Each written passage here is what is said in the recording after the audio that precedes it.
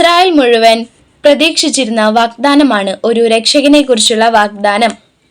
മാതാവ് പറയുകയാണ്, ലൂക്ക 1:49. ശക്തനായവൻ എനിക്ക് വലിയ കാര്യങ്ങൾ ചെയ്തു തന്നിരിക്കുന്നു, അവിടുത്തെ നാമം പരിശുദ്ധമാണ്.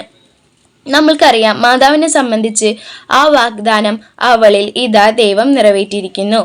തന്റെ പുത്രനെ അവൾക്ക് മകനായി നൽകിക്കൊണ്ട് ലോകത്തിലേക്ക് ഈശോയെ അയക്കുന്നു. എത്രയോ നാളുകളായി ഇസ്രായേൽ ജനം കാത്തിരുന്ന ആ വാഗ്ദാനമാണ്.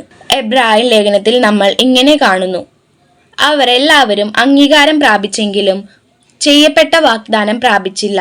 വാഗ്ദാനം രക്ഷകനെ കുറിച്ചുള്ളതായിരുന്നു.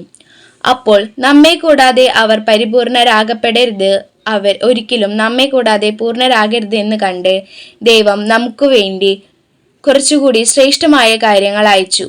രക്ഷകനെ അവർക്ക് വാഗ്ദാനം ചെയ്യുമെങ്കിലും ആരാണ് രക്ഷകൻ, എന്താണ് അവൻ നൽകുന്ന രക്ഷ എന്നുള്ളത് കൃത്യമായ അറിവ് പലപ്പോഴും ഇല്ലായിരുന്നു. എന്നാൽ ഈശോയിലൂടെ നമുക്ക് അത് പൂർണ്ണമാക്കപ്പെട്ടു.